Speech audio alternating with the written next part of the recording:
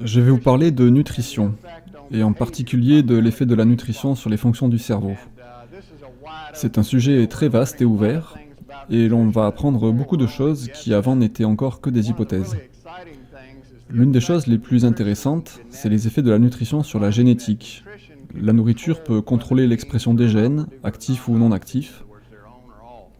Et nous constatons que dans les premiers stades du développement de l'enfant, une modification de la nourriture chez la mère ou chez l'enfant peut entraîner des changements dans la vie de l'enfant, d'une façon positive ou négative, en réduisant les risques de cancer du sein par exemple, ce qui a été découvert récemment, ou en réduisant les risques d'hypertension chez l'adulte, en fonction de ce dont s'est nourri l'enfant ou le fœtus.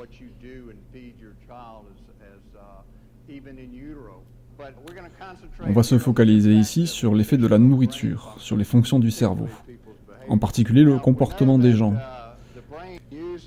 On sait que le cerveau utilise énormément d'énergie, et le cerveau est la seule partie du corps dont le métabolisme et les fonctions ne soient pas complètement au repos.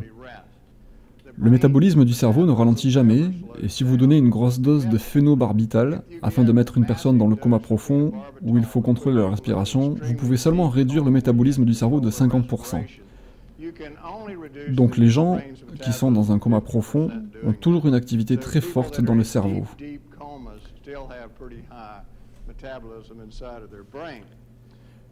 Parce que le cerveau métabolise les nutriments si rapidement, il produit beaucoup de radicaux libres et fait beaucoup de peroxydation lipidique. Donc le cerveau commence à s'oxyder, ce qui est dangereux. Et maintenant, on commence à se rendre compte que tous les problèmes neurologiques en reviennent à cela, que ce soit Alzheimer, Parkinson, la maladie de Lou Gehrig.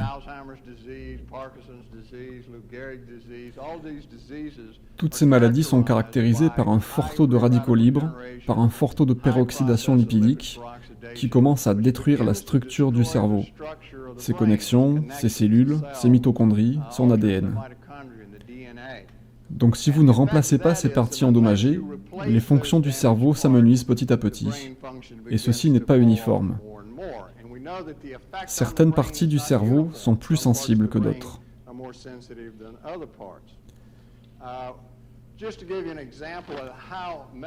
On peut avoir un exemple de la forte activité cérébrale en constatant que le cerveau consomme 20% de l'oxygène du sang, 25% du glucose du sang, et pourtant qu'il ne représente que 2% du poids du corps.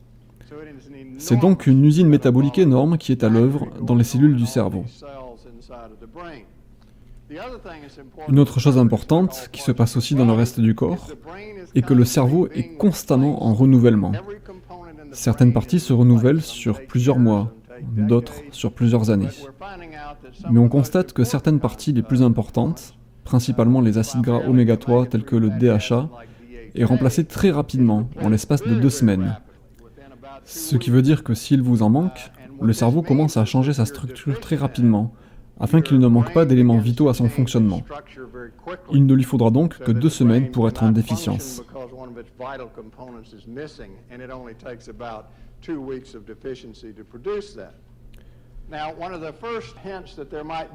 Une des premières preuves d'une connexion entre ce que vous mangez et votre comportement fut révélée par le Dr Gould en 1910.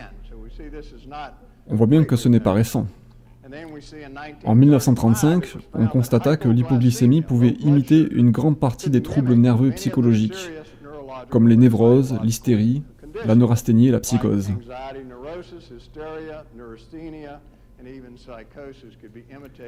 On peut voir ces symptômes apparaître chez les personnes qui sont en état d'hypoglycémie. En 1973, les docteurs Wendel et Bibb ont trouvé 74% d'incidence d'hypoglycémie dans les cas de schizophrénie, particulièrement le type de schizophrénie associé aux troubles de l'anxiété. Donc chez les schizophrènes hyperactifs, presque 3/4 étaient en état d'hypoglycémie. Et nous allons voir qu'il y a une forte relation entre la métabolisation des sucres dans le cerveau, la métabolisation des glucides et plusieurs troubles psychologiques.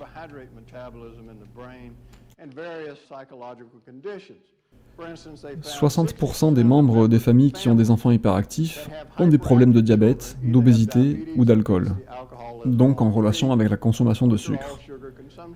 On trouve donc une très forte corrélation avec l'hyperactivité chez les enfants. D'autres recherches ont montré que 75% des prisonniers étaient hyperactifs dans l'enfance.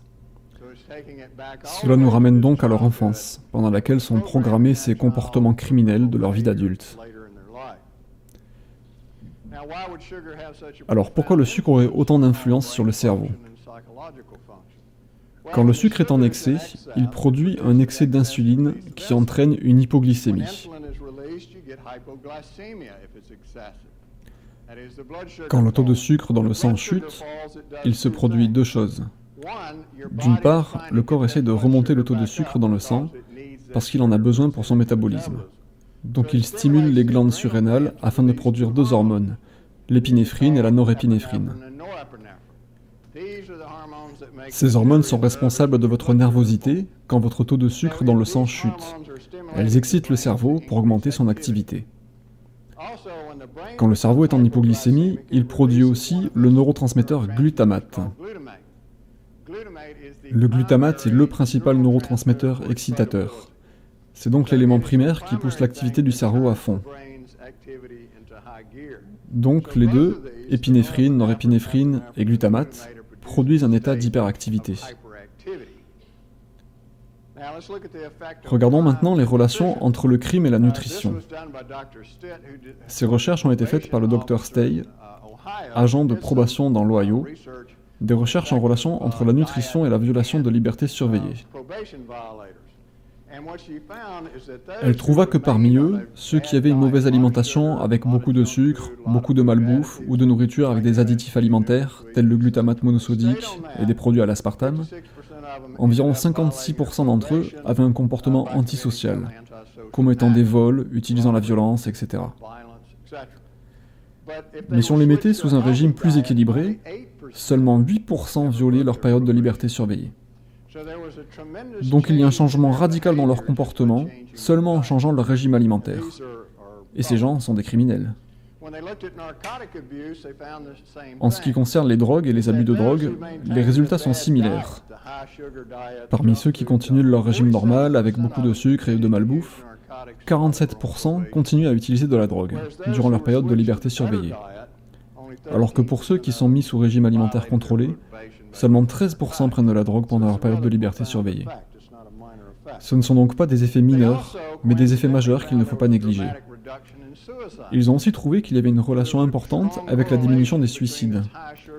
Il y a donc une corrélation entre ces régimes sucrés et de malbouffe et les comportements suicidaires.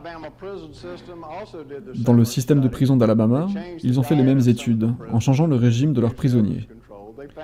Il y a eu une réduction de 42% des actes criminels, une réduction de 61% des actes antisociaux sur l'année, et donc encore un exemple flagrant de l'influence du régime alimentaire sur le comportement. Voici le cas particulier de Raymond. Raymond fut arrêté pour avoir agressé sa petite amie. Il a essayé de la tuer.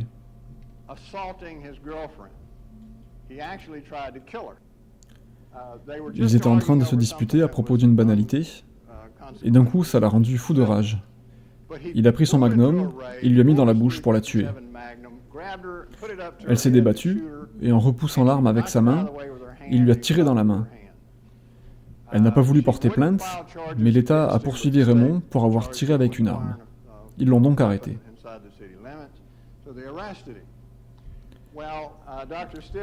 Le docteur Stay a donc regardé dans l'historique de Raymond, et elle a trouvé qu'à l'âge de 4 ans, sa mère avait constaté qu'il avait des épisodes de faiblesse qui l'empêchaient de continuer à jouer.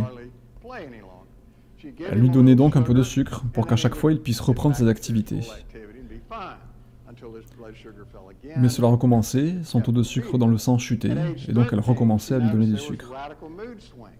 À l'âge de 13 ans, il avait des épisodes de changement d'attitude radicaux, et ses résultats à l'école ont chuté. Il a eu des épisodes de comportement violent, et ceci en corrélation avec sa glycémie. Et donc à l'âge de 23 ans, il y a cette tentative d'assassinat. Donc lorsqu'on le fit passer à un régime alimentaire contrôlé, lors de sa liberté surveillée, au lieu d'un régime classique de malbouffe, constitué de donuts, de gâteaux, de bonbons, de café, un régime qui reflète le régime de pas mal de monde aujourd'hui parmi les jeunes, il ne commit aucun délit durant sa période de probation, ni aucun acte violent après cela. Il était devenu une personne différente, et les gens ne croyaient pas que c'était la même personne.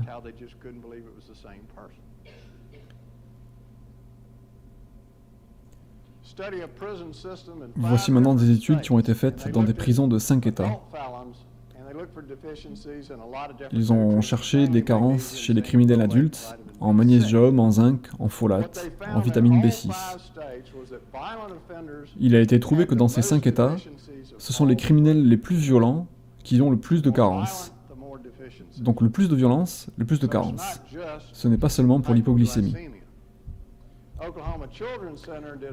Au centre pour enfants d'Oklahoma, il y a une étude qui a trouvé qu'il y avait une réduction de 43% des crimes en changeant le régime de malbouffe des jeunes délinquants.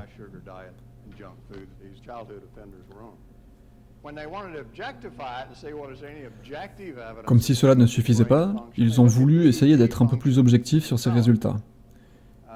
Et pour cela, ils ont étudié les électroencéphalogrammes des prisonniers. Ils ont donc trouvé chez les prisonniers violents environ 14 anomalies dans leurs électroencéphalogrammes. Avec le changement de régime, ces anomalies sont passées au nombre de 2. Donc l'électroencéphalogramme s'est énormément amélioré. Ils ont trouvé que même de petites carences peuvent entraîner un comportement criminel chez les individus sensibles, qui sont très nombreux.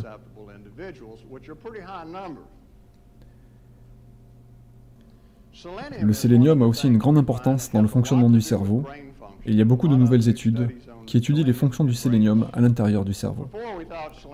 Avant, on pensait que le sélénium était seulement un antioxydant, bon pour le foie, pour le cœur. Maintenant, on comprend son importance dans les fonctions du cerveau, particulièrement dans le comportement. La carence en sélénium est liée aux causes de dépression et de confusion mentale. Quand on augmente la dose de sélénium chez l'individu, cela améliore l'humeur.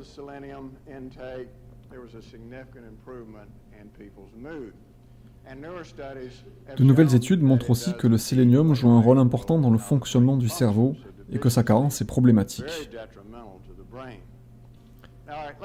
Regardons maintenant les cas de criminels violents et leur consommation de sucre.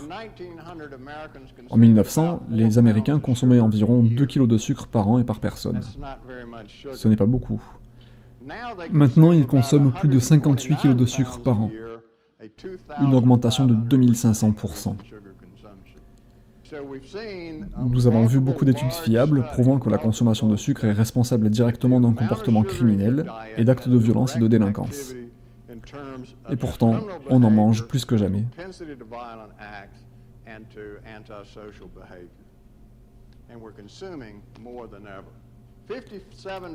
57% du sucre vient de l'alimentation industrielle.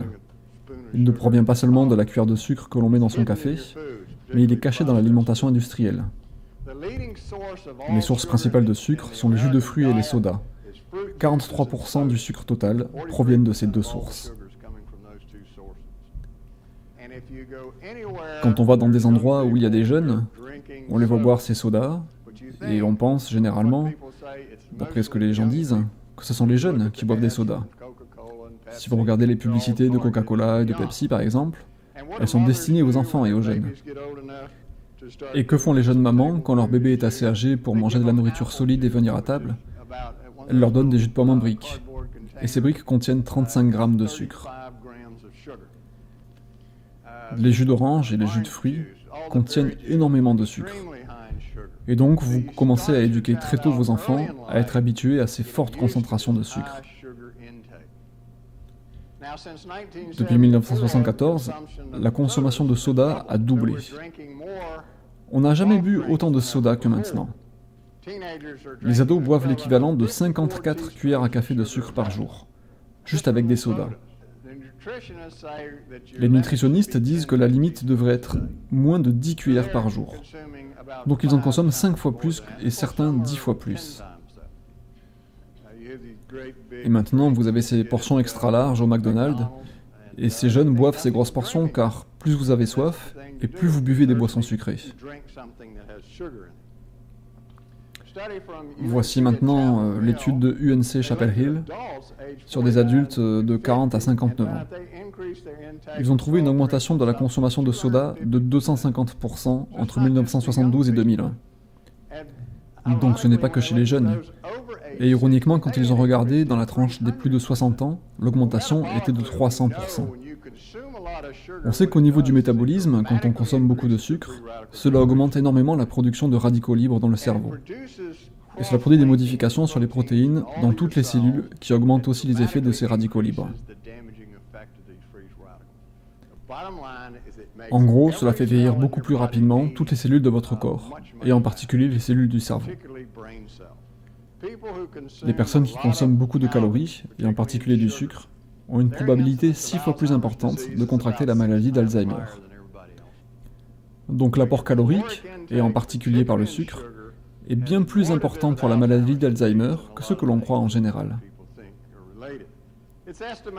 On estime que 50% de la population américaine a une hypoglycémie réactive, ce qui veut dire que si on mange ou on boit quelque chose contenant du sucre, le taux de sucre dans le sang va chuter à cause d'une sursécrétion d'insuline.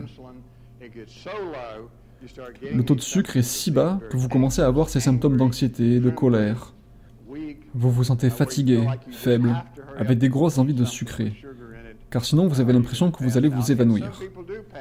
Et en effet, certaines personnes s'évanouissent vraiment, elles font des crises d'hypoglycémie et meurent de cette hypoglycémie.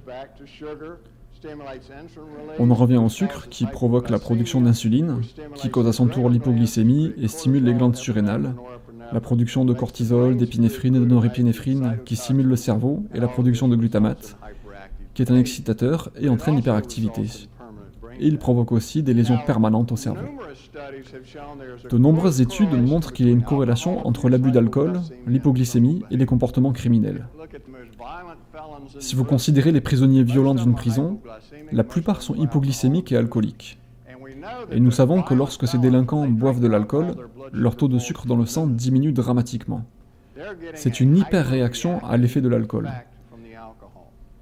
Je me rappelle d'un jeune homme qui venait me consulter. Il avait perdu la moitié de sa vision, il ne pouvait rien voir d'un côté. Ce qui s'était passé est qu'il buvait, et son taux de sucre était tombé si bas qu'il était tombé dans le coma. Il y eut un accident vasculaire cérébral dans la partie visuelle de ce côté du cerveau, et cela peut arriver. Les jeunes ne savent pas que cela peut arriver, et pourtant ce n'est pas rare. Vous pouvez faire une crise et en mourir. Une corrélation intéressante entre l'alcool et l'hypoglycémie est que 97% des alcooliques sont hypoglycémiques, contre 18% de la population en général. La raison est que l'alcoolique continue à boire de l'alcool, parce que l'alcool est une source d'énergie importante. Quand leur taux de sucre dans le sang chute, ils boivent de l'alcool et ils se sentent mieux. Leur taux chute, ils en reboivent encore, etc. C'est un cercle sans fin. Voici ce qui se passe quand vous régulez l'hypoglycémie. 71% deviennent sobres. Le meilleur taux de réussite chez les alcooliques anonymes est de 25%. Donc la correction d'un symptôme corrige un autre symptôme. Et si l'on regarde les statistiques du FBI, la plupart des crimes violents aux USA sont en relation avec l'alcool. La plupart des agressions le sont, la plupart des accidents routiers le sont, parce qu'il produit les mêmes effets que ceux que le sucre produit. Les effets remarquables les plus agressifs sont chez les individus ayant un dysfonctionnement du lobe temporal. Il ne sert pas qu'à la mémoire, il est aussi responsable des émotions, particulièrement de la colère, qui est connectée à l'amygdale du cerveau, qui est le siège de gestion de la colère.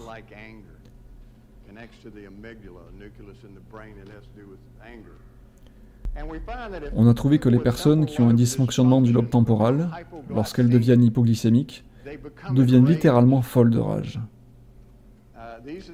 Ce sont ces individus qu'on retrouve dans les courses-poursuites sur la route, qui, dans des moments de colère, battent à mort des personnes, ou poignardent quelqu'un sans aucune raison, ou pour des raisons insignifiantes. Pour le commun des mortels, mais pas pour eux, cela déclenche dans le lobe temporal leur colère. Ils perdent donc tout leur contrôle, et on appelle cela le syndrome de perte de contrôle. J'ai travaillé pendant des années aux urgences, et les alcooliques qui y venaient étaient les personnes les plus violentes, Il fallait parfois toute l'équipe pour les maîtriser. Ils avaient une force énorme, comme des animaux enragés.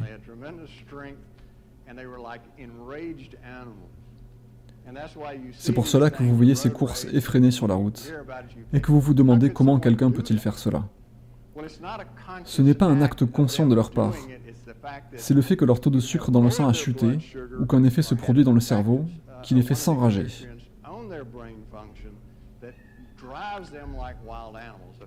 Si je mettais une électrode dans votre cerveau et que je stimulais ce même centre, vous attaqueriez la personne la plus proche de vous. Vous pourriez la tuer, et vous ne pourriez pas contrôler cela. Voilà donc les effets possibles de l'alimentation sur le comportement. Dans un groupe d'Indiens du Pérou, on a trouvé que 50% étaient hypoglycémiques, et c'est l'une des tribus les plus violentes de la planète. Et cela parce qu'ils sont hypoglycémiques. J'en dirai un petit peu plus après. Le sucre n'est pas le seul élément causant l'hypoglycémie. L'aspartame, appelé NutraSweet, et le glutamate monosodique, GMS, sont deux puissants stimulateurs de l'insuline. Les deux vous rendront fortement hypoglycémique, et c'est l'un des paradoxes de cet additif sucrant qu'est l'aspartame. Parce que si vous regardez les études faites par la FDA, la Food and Drug Administration, un des effets nocifs rapportés est la prise de poids. Tout le monde pense que ça va leur faire perdre du poids, mais en fait, cela vous fait grossir. Et c'est bien sûr parce que cela vous rend hypoglycémique. Donc vous avez tendance à grignoter, à manger plus. Et vous prenez du poids. Le glutamate monosodique a le même effet, et les industriels le savent, c'est pour cela qu'ils en mettent autant dans leurs produits. Car cela vous donne faim, et vous mangez encore et encore plus de leurs produits. Nous savons que le glutamate peut provoquer une rage intense si vous en injectez des microdoses dans l'hypothalamus. On peut ainsi faire en sorte qu'une souris attaque un chat. Et cette souris peut même tuer ce chat. C'est une crise de rage intense et complètement incontrôlable. Quand vous êtes hypoglycémique et que vous ingérez du glutamate monosodique en même temps, l'effet se démultiplie. Cela se produit constamment dans notre société. Si vous sortez et que vous buvez votre soda, que vous grignotez des chips, qui contiennent des fortes doses de glutamate monosodique, c'est pour cela d'ailleurs qu'elles sont si bonnes, votre taux de glutamate et votre taux de sucre dans le sang commencent à augmenter. Le glutamate stimule la production d'insuline, le sucre stimule la production d'insuline, le taux de sucre dans le sang tombe, et pour les personnes sensibles, et il y en a beaucoup, vous pouvez littéralement devenir fou de rage. Donc c'est un effet très puissant. Et bien sûr, il y a en plus l'effet excitotoxique qui détruit les cellules du cerveau.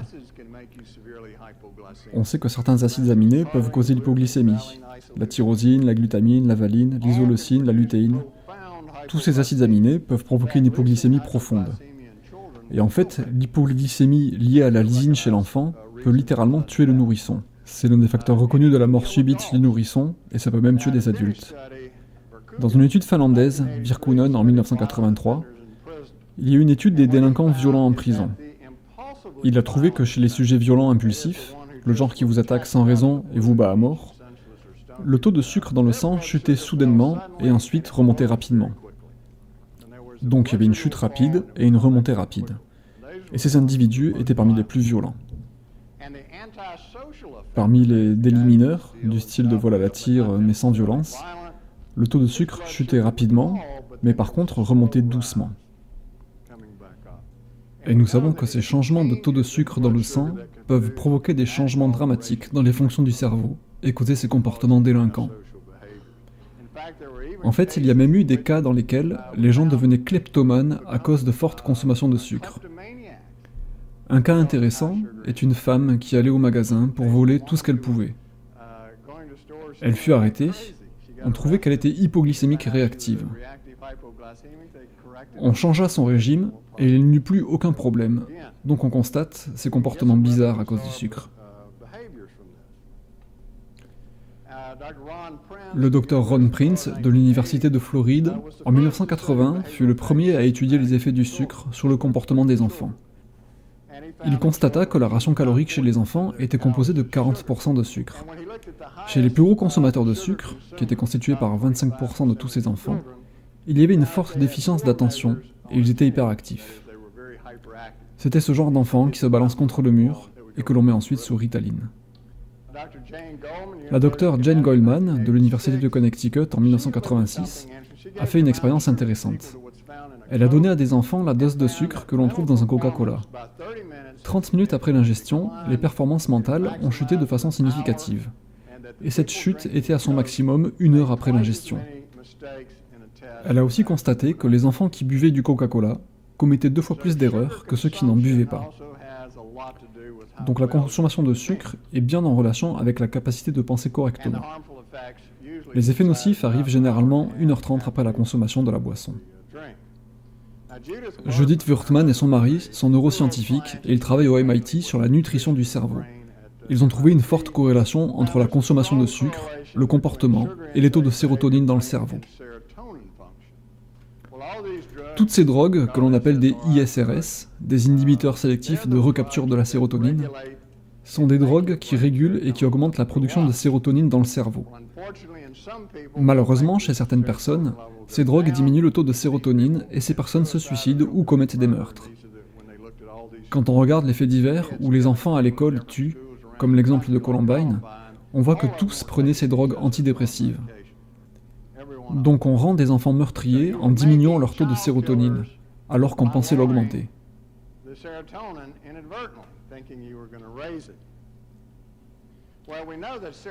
On sait que le taux de sérotonine est en corrélation avec le taux de sucre. Et vous pouvez créer des souris tueuses, comme je vous en ai parlé avant, en diminuant leur taux de sérotonine dans le cerveau.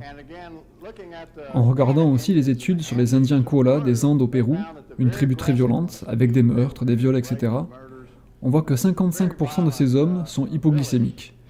Et c'est toujours les responsables de ces actes les plus violents qui étaient les plus hypoglycémiques.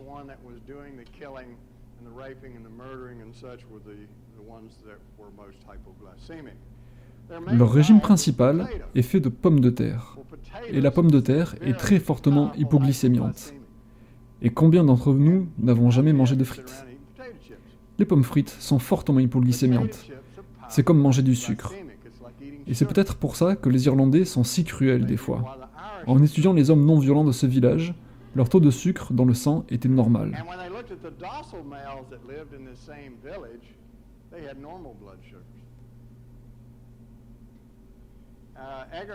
Eger et Carter, en 1985, et ceci est une étude très connue, prirent 76 enfants hyperactifs et les mirent sous un régime faible en glucides, qui élimina aussi beaucoup des colorants alimentaires.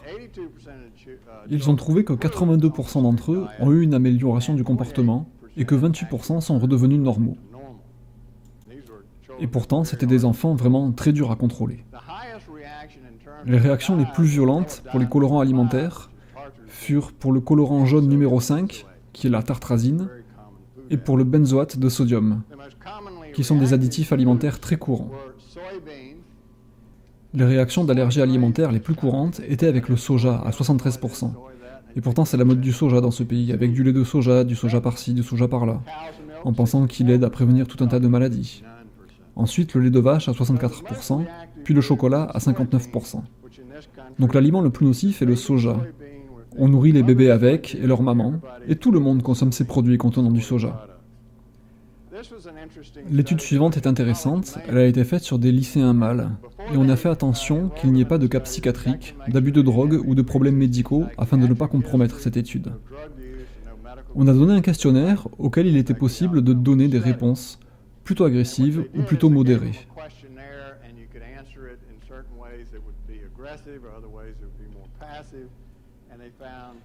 Et presque sans aucune exception, ils ont trouvé une forte connexion entre les réponses agressives et l'hypoglycémie. Comme je l'ai déjà dit, la sérotonine régule les fonctions du cerveau en charge de résister au comportement agressif. C'est le neurotransmetteur le plus en relation avec la dépression et le suicide. Quand ce taux est bas, on a un taux de suicide important, un taux de dépression important, un taux d'agressivité plus important. Le maïs contient une faible quantité de tryptophane, qui est le précurseur de la sérotonine. Donc, il y en a une faible quantité dans tous les produits à base de maïs, les cornflakes, la farine de maïs, etc. Donc si vous mangez beaucoup de produits à base de maïs, vous réduisez votre capacité à sécréter de la sérotonine. Vous avez plus de chances de souffrir de dépression et plus de chances de suicide. La tyrosine est l'acide aminé précurseur de l'épinéphrine, de la norépinéphrine et de la dopamine. La dopamine sert pour la motivation. L'épinéphrine et la norépinéphrine servent à l'attention, donc pour votre concentration et votre attention. On a constaté qu'un taux assez bas de tyrosine est associé à la dépression et à la sensibilité au stress. Vous augmentez la tyrosine, vous réduisez le stress. De même, les vitamines peuvent influencer ces paramètres. Par exemple, la niacine, ou vitamine B3, est connue pour être en relation avec la maladie mentale. La niacine a une fonction importante dans le cycle de production d'énergie dans le corps. Elle sert à former le NAD, le nicotinamide adénine dinucléotide. Et dans la maladie appelée pélagre, on développe des symptômes psychiatriques et les 4 D, diarrhée, dermatite, démence et décès, qui sont des caractéristiques de la pélagre. Une déficience subclinique est associée avec des symptômes psychiatriques courants. Il existe ainsi une forme de schizophrénie sensible à la niacine. Si on augmente le taux de niacine, la schizophrénie disparaît. Il y a d'autres nutriments associés au comportement, comme les vitamines C, D, E, K, A, B et les carotènes. Tous sont associés au fonctionnement du cerveau et au changement de comportement quand ils sont en carence, combinés ou seuls. La carence en vitamine B1, la thiamine, est associée au beriberi. Les symptômes sont l'insomnie, la dépression, la perte de mémoire, la fatigue chronique et les sautes d'humeur. Cela caractérise le beriberi. Les carences subcliniques aux USA apparaissent lorsque l'on consomme beaucoup de glucides. Cela diminue votre taux de vitamine B1 et c'est la façon dont on constate les carences en thiamine aux USA, qui est aussi en corrélation avec une carence en magnésium. Une étude nationale sur les adolescents rapporte que 60% sont en carence de fer, 57% en carence de vitamine A, 43% en vitamine C, 39% en vitamine B1, 30% en protéines, 16% en riboflavine. Nous sommes censés être dans une civilisation industrielle avancée, et il y a pourtant beaucoup de carences en nutriments ayant un rôle important dans le cerveau et le comportement. Et ce ne sont pas des problèmes isolés. Cette étude, probablement une des plus grandes jamais faites, porte sur 1,1 million d'enfants dans les écoles publiques de New York. Elle montre qu'en donnant une simple dose de multivitamines journalière, sans même que ce soit un complexe multivitaminé adapté, cela augmente sensiblement les résultats aux tests scolaires. Voici les résultats. Les barres noires représentent ici le régime classique des enfants. Et année après année, les variations des résultats aux tests scolaires. Ils ont pris une partie de ces enfants et ont changé certains éléments de leur régime alimentaire. Et il y a eu une augmentation considérable dans la réussite aux tests. L'année suivante, on enleva encore quelques autres aliments nocifs, et les bons résultats ont encore augmenté.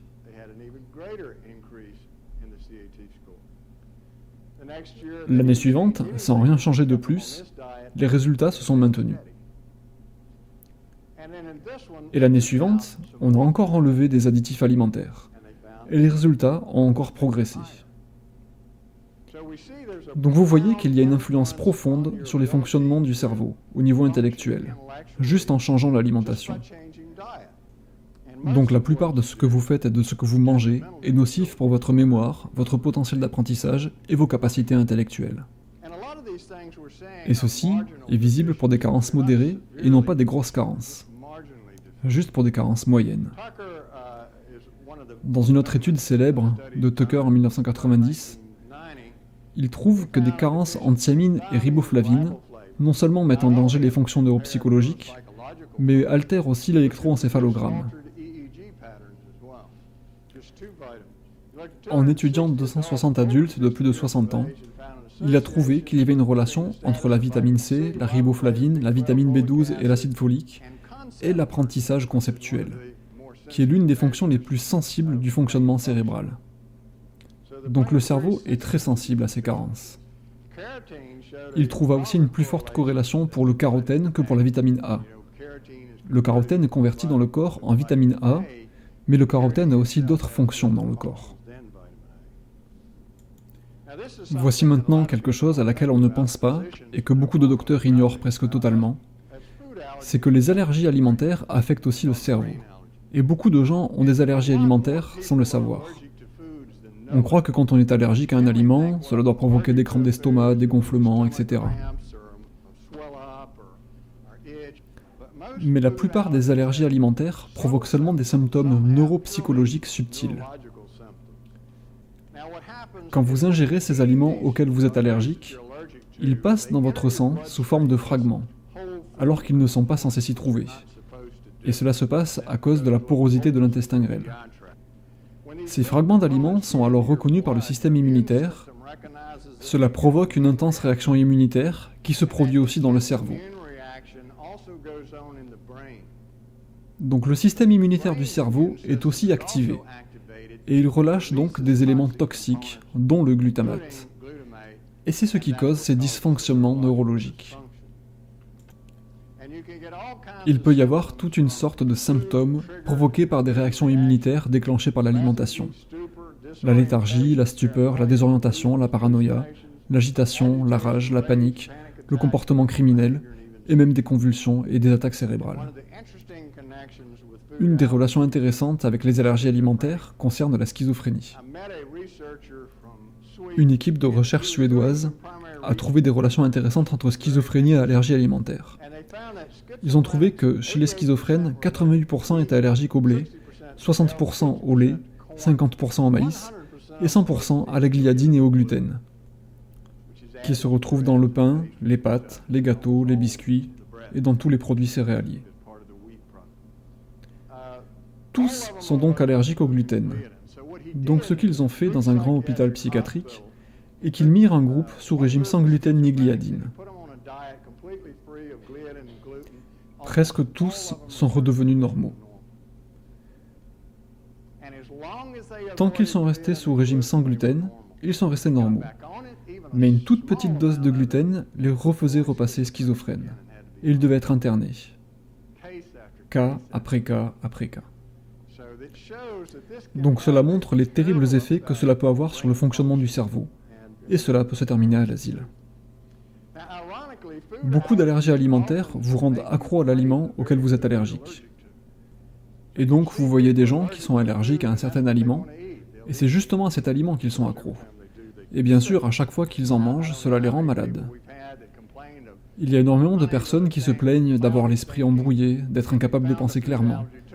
Vous trouvez l'aliment allergène et vous le supprimez, et ces gens sont abasourdis et surpris de voir comment leur esprit est devenu clair. Donc ce sont des effets très importants. Cela a été étudié en laboratoire, nous pouvons le démontrer, et nous connaissons les mécanismes du système immunitaire qui les provoquent. Les mêmes effets se retrouvent avec la survaccination. C'est pour cela que vacciner les enfants avec tellement de vaccins produit tous ces troubles neurologiques. Troubles de l'attention, hyperactivité, autisme. C'est parce que quand on vaccine les enfants, non seulement on active leur système immunitaire, mais on active aussi le système immunitaire de leur cerveau, de la même façon qu'avec les allergies alimentaires, mais avec une différence majeure. Quand on injecte le vaccin, la réaction immunitaire s'engage pendant des années et sans s'arrêter. Donc l'enfant a un cerveau enflammé qui ne se calmera pas, à moins de produire ces dysfonctionnements cérébraux. Cela a été démontré de nombreuses fois dans toutes sortes d'études. Et il y a une corrélation entre les allergies alimentaires et l'hypoglycémie. Un bon nombre de personnes qui développent ces allergies alimentaires deviennent hypoglycémiques. Les aliments allergisants principaux sont le lait, particulièrement le lait de vache. Les enfants délinquants boivent plus de lait que les autres. Il y a ensuite le blé, le maïs, le café, les œufs, les pommes de terre, les cacahuètes et le soja. Beaucoup de gens ne savent pas que le soja est un allergène. Des millions de gens en consomment, et pas seulement sous forme de lait. Ils mangent tout le soja qu'ils peuvent, parce qu'on les a malheureusement induits en erreur, en leur disant que cela prévenait les risques de cancer du sein et de la prostate. Il n'y a aucune preuve de cela. Par contre, il y a des preuves que le soja fait grossir plus rapidement le cancer du sein. Nous savons aussi que certains types de graisses que vous consommez peuvent affecter l'apprentissage. Consommer des graisses animales en proportion importante interfère avec les capacités d'apprentissage et de mémorisation. Ce n'est pas seulement parce que les graisses saturées interfèrent avec les récepteurs synaptiques du cerveau, mais aussi parce que ces graisses contiennent des toxines.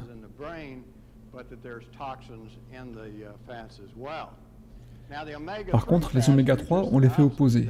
Ils améliorent la dépression, la mémoire et l'intellect. Il a même été démontré qu'ils réduisent la schizophrénie. C'est parce que le cerveau utilise énormément d'acides gras du type oméga-3 dans ses membranes. Le DHA constitue environ 50% de toutes les membranes du système nerveux. Les yeux aussi contiennent énormément de DHA. Et il y a beaucoup de nouvelles études qui montrent que les maladies des yeux s'améliorent quand on augmente la prise d'oméga-3 et particulièrement de DHA. Les acides gras oméga-3 sont très importants et vous avez peut-être entendu que l'on modifie les aliments pour bébés pour y rajouter du DHA et de l'acide arachidonique et que les bébés qui ont cela dans leur lait ou dans leur nourriture sont plus intelligents et ont une meilleure vue que ceux qui n'en prennent pas. Donc maintenant, la plupart des industriels en rajoutent. Pourtant, on savait cela depuis 20 ans. Les Européens mettent du DHA et de l'acide arachidonique dans leur nourriture depuis plus de 20 ans. Et ce n'est que récemment que les fabricants américains ont commencé à le faire. C'est qu'il a fallu des milliers d'études qui prouvent cela, avant de pouvoir les contraindre à le faire.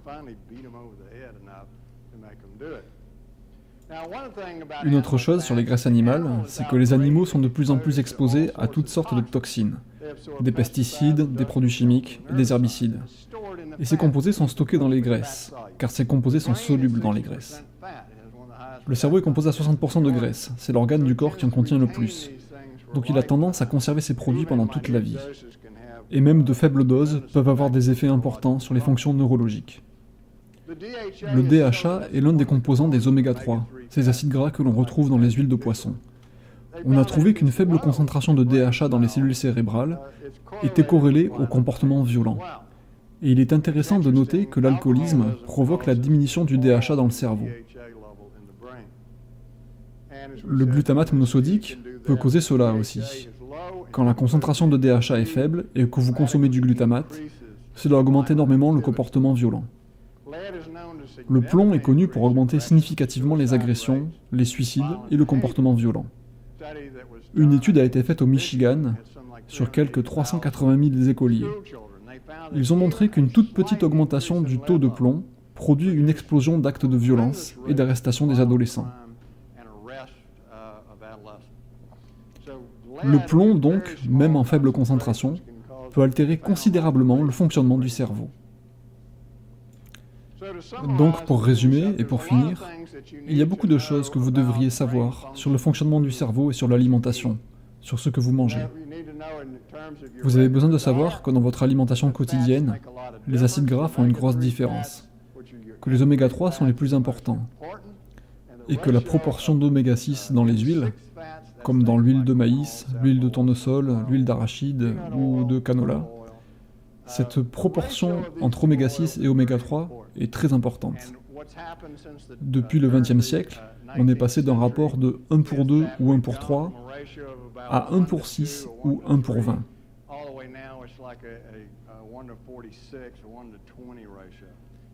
Donc nous prenons beaucoup trop d'oméga-6 et pas assez d'oméga-3. Et en conséquence, cela détériore profondément le fonctionnement du cerveau. La consommation de glucides, de protéines, de fruits et légumes qui sont de puissants antioxydants. La consommation globale d'antioxydants, vitamines, minéraux, flavonoïdes et les thiols. Et de produits spécifiques comme l'acide lipoïque et le glutathion, qui sont de très importants protecteurs, non seulement du cerveau, mais de chaque cellule de votre corps. L'équilibre de vos hormones, testostérone, œstrogène et thyroxine, peut faire une grande différence. Les œstrogènes artificiels sont toxiques pour le cerveau, alors que les œstrogènes naturels protègent le cerveau. On voit des études qui montrent une augmentation des attaques, de la démence, avec des traitements aux œstrogènes artificiels, car ils produisent une demi-douzaine de composés toxiques dans le cerveau. Donc quand vous allez chercher votre ordonnance chez le médecin, il vous donne des toxines pour le cerveau. Le bon fonctionnement de la thyroïde est important, particulièrement chez la femme enceinte. Il y a une nouvelle directive qui réclame que toutes les femmes enceintes devraient tester le fonctionnement de leur thyroïde.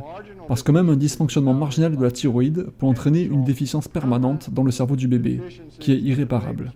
Donc vous devriez pouvoir évaluer votre fonctionnement thyroïdien avant d'avoir un enfant. Les toxines environnementales sont très importantes. Aluminium, mercure, plomb, cadmium, fluor, glutamate, aspartame, pesticides, herbicides, solvants industriels, colorants alimentaires, vaccination excessive. Toutes ces choses jouent un rôle très important dans le fonctionnement de votre cerveau, la toxicité du cerveau et sur votre comportement. Ce ne sont pas des choses mineures, et ces additifs ont des effets en synergie. Si on regarde l'exposition moyenne à toutes ces substances chez l'individu normal, on trouve que certaines substances sont présentes en très grande quantité. Cette exposition se retrouve chez tout le monde, et on a trouvé des pesticides jusqu'au pôle Nord.